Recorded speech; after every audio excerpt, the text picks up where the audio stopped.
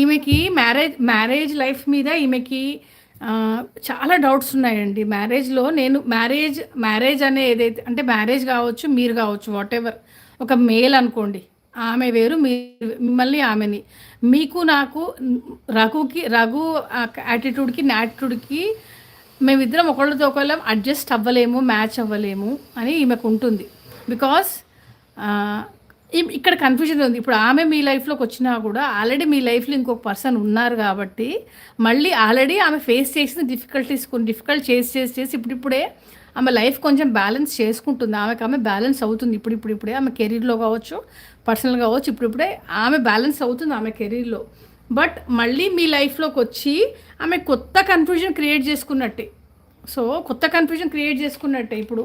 అంటే లైఫ్ అట్లా స్మూత్‌గా వెళ్తుంది. ఎవరితో లేకుండా ఆమెకామె వర్క్ చేసుకొని, ఆమెకామె సంపాదించుకొని, ఆమె